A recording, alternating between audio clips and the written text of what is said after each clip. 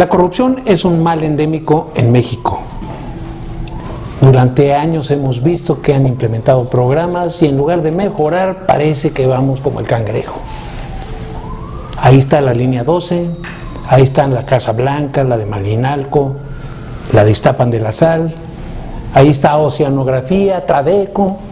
No hay partido que se salve de este fenómeno y finalmente hoy está emprendiéndose aquí en el Congreso un nuevo esfuerzo, cada en Cámara de Diputados, otra en Cámara de Senadores.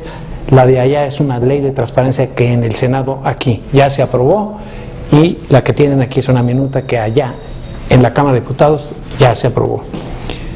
Hoy vamos a hablar de este tema con el presidente de la Comisión de Transparencia de la Cámara Alta. Él es el senador del Partido Verde, Pablo Escudero, y Paola y yo le haremos algunas preguntas, dudas que tenemos sobre esa ley, pero sobre todo darle a usted a conocer qué es lo que se está haciendo o qué es lo que se pretende hacer y de qué manera van a lograr que no sea uno más de los tantos programas que hemos escuchado desde la renovación moral de Miguel de la Madrid y que nunca cuajan y la corrupción sigue rampante. Pablo, muchas gracias por acompañarnos, qué bueno que estás con nosotros. Y bueno, pues al grano, ¿de qué se trata esta el agradecido soy yo, como ley siempre. de transparencia y cómo van a convencer a la gente que esta ley sí es la buena? Claro que sí, antes que nada, gracias por la oportunidad de estar con ustedes, como siempre es un placer, Pancho, Paola. Bueno, pues sin duda lo que hemos estado trabajando desde el primer día aquí en la Cámara de Senadores y también lo hicimos desde la Cámara de Diputados de la legislatura pasada, es empezar a plantear temas de combate a la corrupción, pero temas que no fueran aislados. Lo que siempre estuvimos pensando, y me parece que al final del día todos los grupos parlamentarios en Cámara de Diputados en ese momento y ahora en el Senado estábamos llegando a la coincidencia, es que había que hablar de sistemas, que había que hablar de todo un sistema de combate a la corrupción, de todo un sistema de transparencia, de toda la articulación de las instituciones. Es verdad que se han hecho muchos esfuerzos para combatir la corrupción, para impulsar la transparencia, pero al final del día parecía que todo estaba aislado. Entonces me parece que la gran fórmula, la gran conciliación parlamentaria que se da en estas leyes, tanto en la ley de transparencia, en esa gran reforma constitucional que hicimos el año pasado, tanto como la de corrupción, pues es entender que tiene que ser un sistema de instituciones que puedan hablarse entre ellas, que puedan cooperar entre ellas, y me parece que eso fue la base, el cimiento de este gran acuerdo parlamentario en ambas leyes, en la ley general de transparencia, anticorrupción y en los sistemas ya como tales, en el sistema de transparencia y también en el sistema de combate a la corrupción. Uno pudiera suponer, Pablo, que las resistencias más fuertes vendrían de los gobernadores que operan con muchísima opacidad, con muchísima discrecionalidad todos los recursos públicos, y sin embargo hay en esta ley destacó un punto negativo, digamos, por así decirlo, que es que el Congreso que le impone a otros reglas se da 5 meses para otorgarse un método de reorganización, y a partir de ahí no sé si a partir de ahí estará obligado o es nada más el método de organización, o como dijo Corral en la tribuna, puede ser en una semana, en un mes, el año que entra o nunca. No, mira, la verdad las cosas es que hay que reconocer que durante estos casi 2 años que llevamos trabajando los temas, pues estuvimos haciendo una construcción de esta ley de transparencia con ONGs, con expertos, para que el propio documento que se iba a presentar como tal trajera ya una visión de todas las ONGs, de los expertos del Senado, un tema inédito. La verdad es que fueron muchas horas de trabajo, fue mucho tiempo para ponernos de acuerdo en los temas, y la verdad ahí me parece es que el Senado de la República pues perdió de vista un poco que era un sujeto obligado, y empezamos a hablar con la CNDH, con el IFETEL, con todos los organismos, con las secretarías, con CISEN, con Marina, con Gobernación, con todos los involucrados, con Banco de México muy intenso también. Es decir, empezamos a tener conversaciones con todos los sujetos obligados, pues para ver qué les preocupaba, en dónde estaban parados respecto a este tema de la transparencia, de las nuevas facultades y de las nuevas obligaciones que tendrían estos sujetos obligados. Y la verdad hay que decirlo, es que descuidamos el Senado. no estábamos conscientes de las implicaciones que tenía pues todas estas obligaciones para el propio Senado de la República. Cuando al final del día tenemos ya una minuta por un gran consenso, bueno, pues los administradores del Senado dicen, oigan, momento, pues no tenemos los sistemas para cumplir con esto de manera inmediata. Y ahí ante esa preocupación es lo que se opta.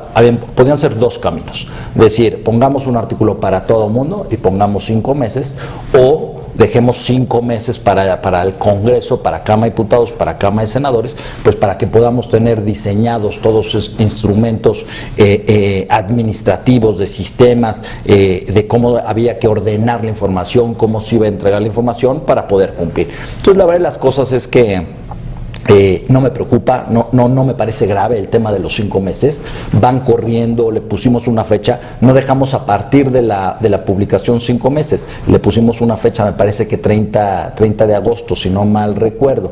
Es decir, lo que falta todavía, pues es que vaya a la Cámara de Diputados, que ya está ahí, que esté esa discusión, que esté aprobada, que se publique en el Diario Oficial de la Federación, y luego de ahí empieza a correr. Entonces, al final del día yo te diría que ni siquiera son 5 meses, yo creo que al final del día serán 4 meses. Y lo que sí hay, sin duda alguna, es un compromiso del Senado de la República, del presidente del Senado actual y de todos los coordinadores de todos los grupos parlamentarios, de cumplir con esta ley y transparentarlo. Mal sería no estar en esta dinámica que nosotros estamos impulsando desde el Senado de la República.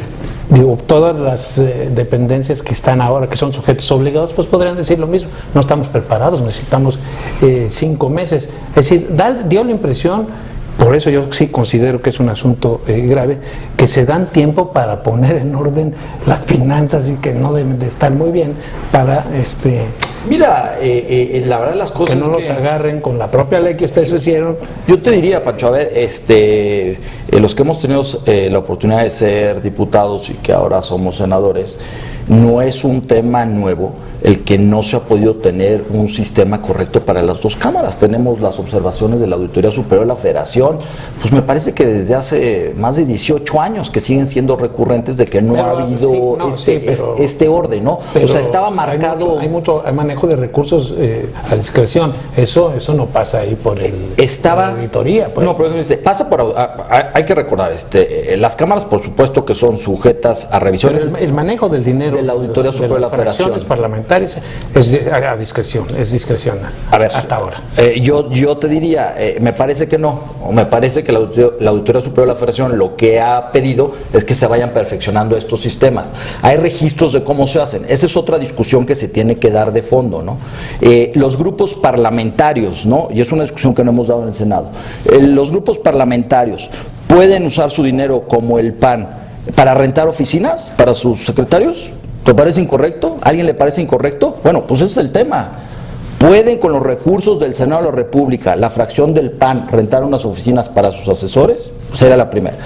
¿Puede la fracción del Partido Verde tomar esos recursos del Senado de la República para pagar los informes de los senadores? Es decir, todos estos temas en donde se están usando los recursos, está claramente para qué se están usando, los apoyos legislativos, todos los temas que están ahí puestos, son justamente los que tienen que traer un orden y tenemos que dar la discusión y tenemos que tener un catálogo de cosas que pueden o no pueden hacerse. La verdad de las cosas es que algunas de las secretarías que están, hay que decirlo, que estaban más organizadas, más sistematizadas, más vigiladas por su propia naturaleza, por ser el Ejecutivo, por tener condiciones diferentes de servidores públicos. Las cámaras son representantes del pueblo. Me parece que existía una falla importante en toda esta sistematización de la información, que no es nueva. Ahora, que se requieren 5 meses para hacerlo o 4 meses, pues adelante. Yo insisto, no me parece tan grave. Habían voces en ese momento que decían, bueno, pues consultemos con todos si requieren más tiempo. Bueno, esa decisión a mí sí me hubiera preocupado. A ver, vamos a consultar otra vez con todos si requieren tiempo o vamos a hacer un esfuerzo, ¿no? Al final del día lo que había que hacer era construir el acuerdo parlamentario para que esto fuera para adelante. Habían voces que decían en ese momento, oigan, lo que tú decías, pues a lo mejor el ISSSTE no está en condiciones, o a lo mejor CISEN, o a lo mejor pues vamos a preguntarles y vamos a ver si estamos en condiciones. Dijimos, no, vamos a darle para adelante.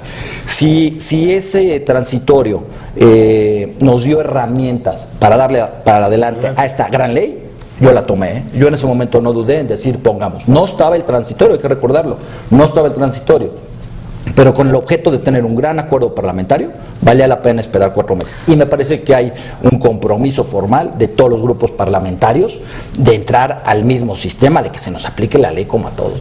No habría manera de... Ahora, otra de las preocupaciones que sin duda se han estado ventilando era el tema de en qué momento o en qué casos se puede decir que va a ser una información reservada, es decir, en qué momento se puede, pues sí, declarar como un riesgo, por ejemplo, para la seguridad nacional o para la estabilidad económica del país, porque ahí pues había un margen muy grande para decir, pues es que esto puede ser de seguridad nacional, y parte de la preocupación era que eso se delimitara en este último, pues ya no borrador, porque ya está en Cámara de Diputados, pero en este proceso de ley. Sí, claro, en una minuta que ya está ya. Ese fue una de las partes de los acuerdos parlamentarios que obtuvimos, y lo que más trabajo nos costó, yo te diría.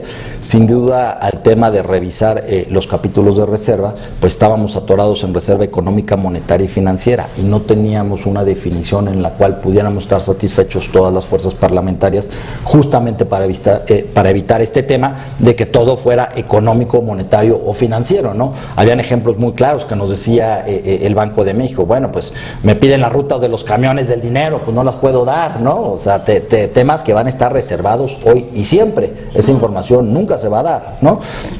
Respecto a seguridad nacional, también sin duda habían algunas dudas. Seguridad nacional se optó por ir a la definición que ya estaba en la ley de seguridad nacional, tomar esa así, y en el tema de económico, financiero y monetario se optó a hacer una redacción que yo propuse que invitáramos al senador Ernesto Cordero, que había sido secretario de Hacienda, al presidente de la Comisión de Hacienda, a José Yunes Veracruzano, y por parte del PRD intervinieron Armando Ríos Peter y Dolores Padierna, que juntos hicieron una gran redacción que convenció a todos, y así es como obtuvimos este acuerdo parlamentario. Un elemento nuevo sin duda en el tema de las reservas, que es muy importante, que es una figura internacional, es lo que se llama la prueba de daño, ¿no? Que no estaba en la legislación actual.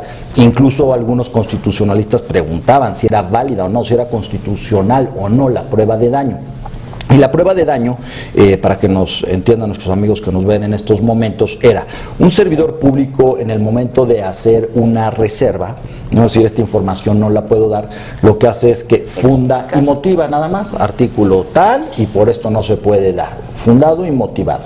Y la prueba de daño es que ahora este servidor público va a tener que hacer un ejercicio mental, va a tener que ejemplificar, va a tener que hacer un supuesto que va a quedar en un documento para decir, me gusta poner este ejemplo, se pide el blindaje de unas camionetas, de la camioneta del secretario de Seguridad Pública del Estado de Aguascalientes. Se reserva, no se puede dar porque esto es información de seguridad, tal, y ya. Ahora va a tener que explicar, decir, a ver, si yo les doy la información del nivel de blindaje de esta Suburban y les digo que tiene un nivel 3, lo que estoy haciendo es dándole elementos al crimen organizado para que compren armas de un calibre diferente y pueda sufrir un atentado. Es decir, viene un ejemplo de los dos valores que se están cuidando para hacer esta reserva. Eso es lo que se llama la prueba de daño, que es una figura internacional que apenas estamos usando. Nos tardamos mucho tiempo ahí definiendo si era constitucional o no justamente la prueba de daño. Vamos a tener que ir a corte. Sí. Para seguir con el tema.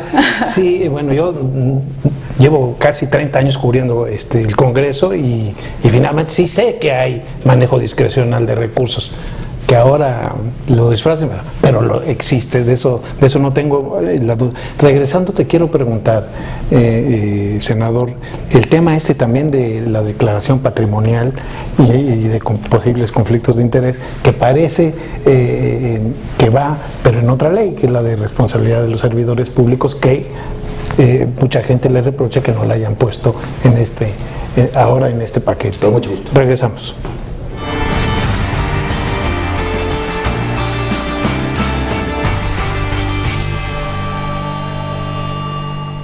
Parece que a la CEP en 2013 los 4 contratos con la UAM y el INAP para ordenar y digitalizar sus documentos le salieron muy caros.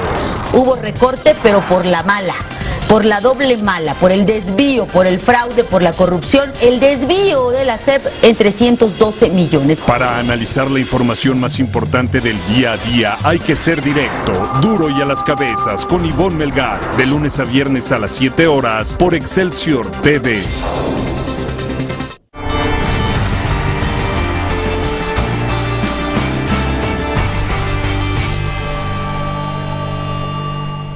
Estamos de regreso, pero antes de abordar el tema que les anuncié al irnos, de las declaraciones patrimoniales, en el corte que discutíamos que faltó precisar ciertas cosas de lo que es la información reservada.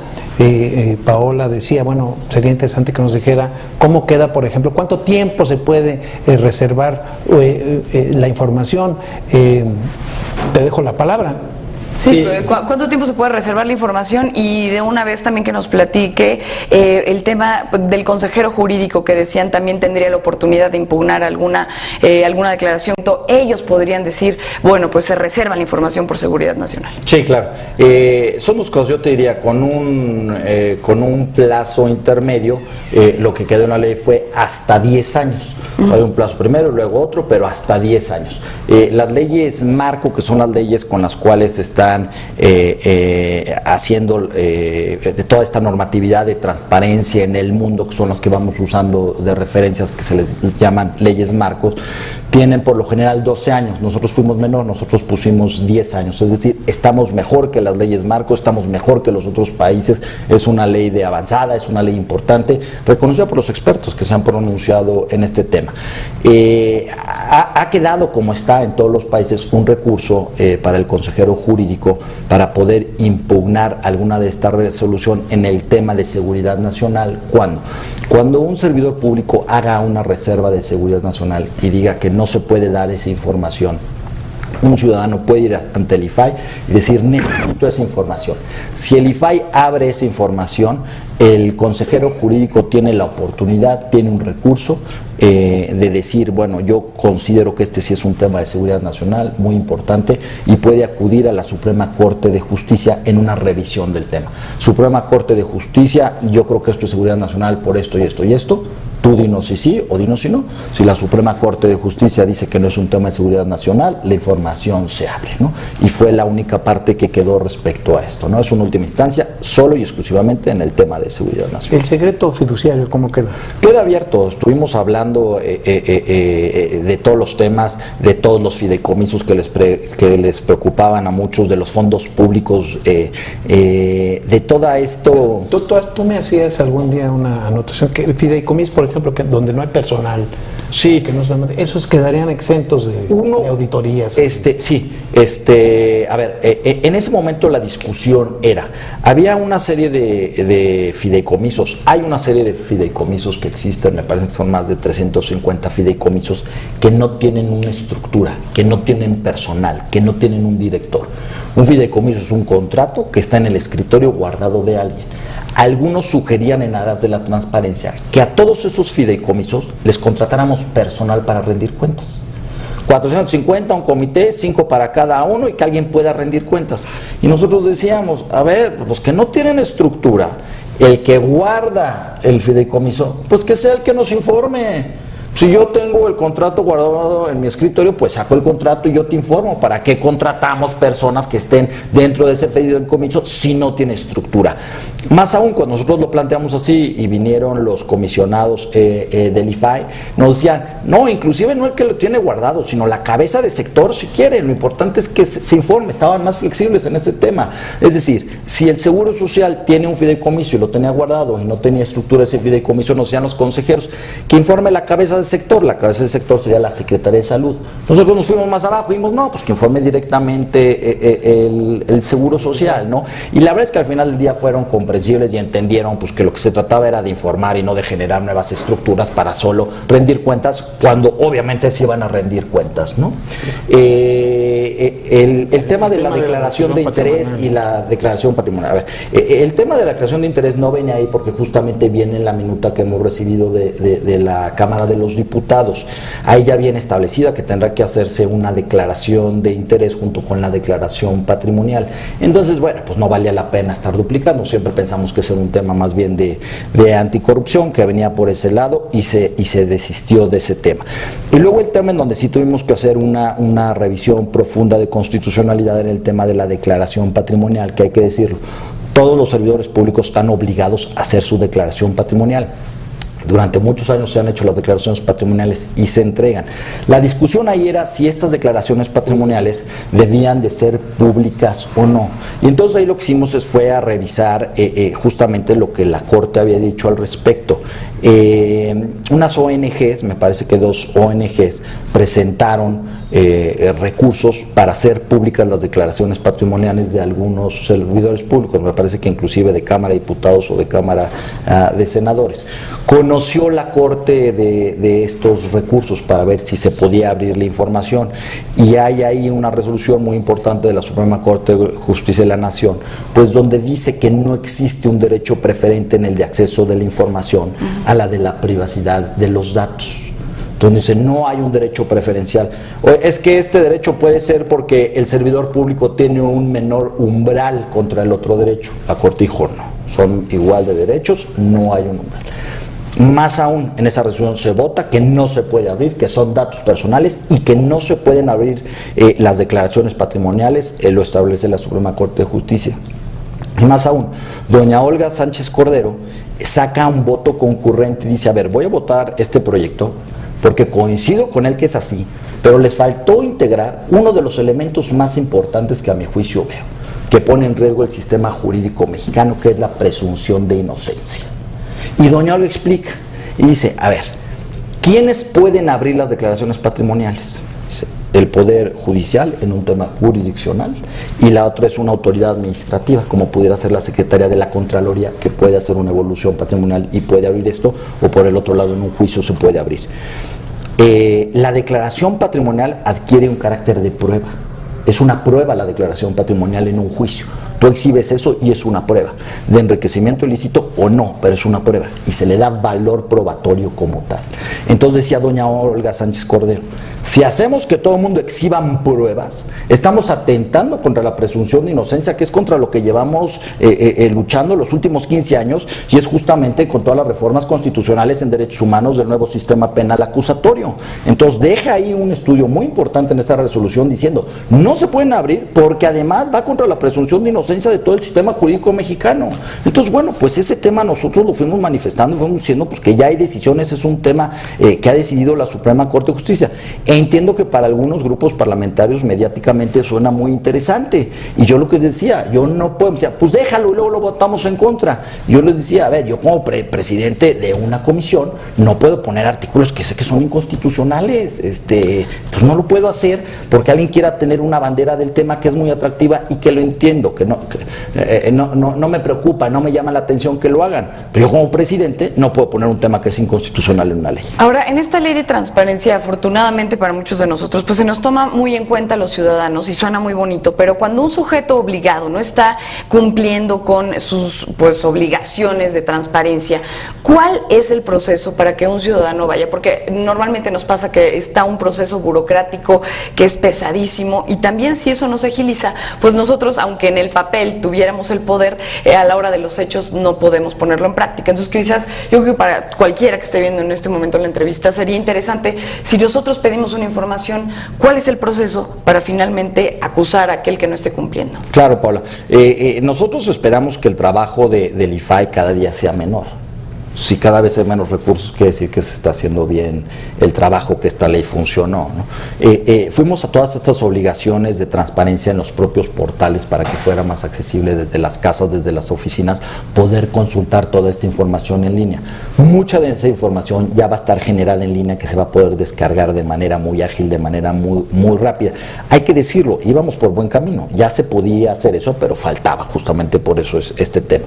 Pusimos también un artículo para que en las bibliotecas tengamos equipos de computación. Evidentemente entendemos y sabemos que no todas las personas tienen equipo de computación en su casa, pero también pusimos un artículo para que puedan acceder en las bibliotecas y puedan tener todos estos equipos para conseguir la información. Si no, también las propias áreas de las entidades de las dependencias tienen un área de acceso a la información donde se pueden hacer las consultas en sitio, es decir, pueden ir a la propia secretaría y de ahí obtenerlo. Cuando no se obtiene la información, cuando el servidor público no la quiere dar, cuando el servidor público no quiere generar revisar esta información existente, o cuando nos dice que no porque la ha reservado, pues lo que queda es un recurso justamente ante el órgano garante, pues que es el IFAI, ¿no? Que hay que decirlo, que es un órgano constitucional autónomo. No lo era. Esa es una reforma del presidente Enrique Peña Nieto, ¿no? Ahora es un órgano constitucional. Hemos votado aquí a los comisionados. Es el IFAI que tenemos actual. Es un IFAI que todo el mundo se ha pronunciado que es un IFAI fuerte, echado para adelante. Los vimos aquí en las comparecencias, exigiendo más, pidiendo que se abriera más información. Es decir, tenemos un órgano garante constitucional muy fuerte, que es al que el ciudadano puede acudir en un recurso, en una solicitud, para revisar si está bien hecha la reserva, ¿no? O si el servidor público no le quiere dar la información por algún otro motivo. Desde ahí el IFAI ordena la apertura de la información, revisa la clasificación en el caso de que hubiera sido una reserva, y dependiendo de eso pueden suceder varias cosas. A pesar de ello, perdón. Sí, adelante. A pesar de ello, si la información no se genera, bueno, pues lo que hicimos fue un sistema mixto de sanciones. En ese sistema mixto de sanciones se va a integrar una carpeta de investigación, y ahorita platicamos la gran discusión que hubo también en el sistema de sanciones. Se va a armar una carpeta de investigación. Esa carpeta de investigación va a ser turnada al nuevo tribunal, y el nuevo tribunal va a sancionar a los servidores públicos. Hay que recordar, respecto a los datos personales, ¿no? En donde no tienen que ver los servidores públicos, pero ahí puede ser una empresa de seguros que tenga información de alguien, las sanciones sí las aplica de manera directa el IFAI, ¿no? Y ahí la gran discusión era si la Constitución en la reforma anterior le había dado facultades al IFAI para sancionar o no, porque en la reforma constitucional solo mencionaba medidas de apremio, ¿no? Entonces ahí fue una gran discusión la que tuvimos para ver cómo hacíamos que justamente pues esta ley no fuera a ser inconstitucional, que estuviera plenamente apegado a esto, y ahí fue donde creamos todo este sistema mixto de sanciones. Pablo, te quería preguntar, antes de iniciar esto, platicábamos sobre la situación en la que está ahorita, nos queda poco tiempo, así que hay que apurar. Sí, claro. En la que estábamos ahorita de voto. Parece ser que hay, el PRD está dividido, hay algunos que están a favor, otros en contra, el PAN está dividido, algunos a favor, otros ¿ya tienen amarrados los números que requieren para la ley? ¿Estarías optimista al respecto? Sí, bueno, pues esta reforma es una reforma constitucional, necesitamos mayoría calificada. Nosotros nos pronunciamos, ya tuvimos la primera sesión de Comisiones Unidas, donde expresamos la posición del Partido Verde y del PRI, diciendo, la queremos votar ya en sus términos como está, sin moverle una sola coma. ¿Por qué? Porque si le movemos algo, nos vamos a tardar en que regrese a la Cámara de Diputados, en que existe ese acuerdo y que regrese. Corremos el riesgo de que cuando la mandemos, estos diputados ya no estén, no se respete el acuerdo y se caiga toda la ley. Sí. Ese es un tema que nos preocupa mucho. Sí, el tema de la autonomía del fiscal anticorrupción parece ser que uno de los temas, pues según me dijo a mí el coordinador Herrera, el del PRD, el del PAN, perdón, me dijo que ese era uno de los temas que estaban encorsetados. Sí, pero ese corre aparte. Ese tema está corriendo con la otra gran reforma constitucional donde hicimos que daba creación, justamente convertía a la Procuraduría General de la República en la nueva Fiscalía General de la Nación, colgado de dos grandes fiscales, el de delitos electorales y el de corrupción. Entonces, ese está en otra cancha. Ese no hemos podido tener la conclusión y no hemos podido nombrar a nadie en esa, porque el círculo no se ha cerrado. Porque los candidatos, los aspirantes que quisieran participar en esto no tienen claro cuál es todo el sistema de combate a la corrupción y hacia dónde va. Entonces, me parece que una vez cerrado el ciclo con todas estas leyes, tendremos ya un espacio mayor de conocimiento para que puedan inscribirse más personas, o inclusive que podamos invitar nosotros, desde la Cámara de Senadores, a quien vaya a ser el fiscal anticorrupción. Tenemos 30 segundos, te voy a hacer una última pregunta. Dice María Amparo Casar, una brillante analista que trabaja con nosotros ahí en Excelsior, afortunadamente. Ella dice, reconoce que hay muchos avances en la ley de transparencia, sin embargo, hace una acotación al cierre de una columna que dice, bueno, todos estos esfuerzos están bien, dice, pero para que fructifiquen se necesitan buenos gobernantes, porque siempre habrá la forma de encontrar hoyos. Pues sí, yo cerraré este espacio, además de dándoles gracias, diciendo que nosotros tenemos plena confianza, así lo ha demostrado con estas grandes reformas constitucionales que ha presentado el presidente Enrique Peña Nieto. Tenemos confianza en él, en su instrumentación, en su gabinete y además en la función que tenemos los senadores y los diputados para estar pendientes de que se cumplan estas leyes. Sin duda lo que estamos haciendo con este marco es empoderar al ciudadano. Son reformas que nos habían pedido desde hace mucho tiempo, son reformas que a ustedes les consta que nos costó mucho trabajo sacar los acuerdos parlamentarios, pero están ahí. Estamos cumpliendo a cabalidad con estos temas. Pues así como dijeron, por ahí la burra no era arisca, esperemos que esta vez sí sea efectiva estas dos leyes que están en el Congreso y sí hay un combate efectivo a la corrupción. Nos vemos la semana que entra en este su Arsenal, 18:30 horas. Muchas gracias, Paola. Muchas y sobre gracias. todo muchas gracias. No, gracias Pablo. a ustedes. Ojalá me visiten más seguido. Te visitamos para revisar los resultados. Claro que sí. Te invitamos a seguir cuestionando la información con los siguientes videos.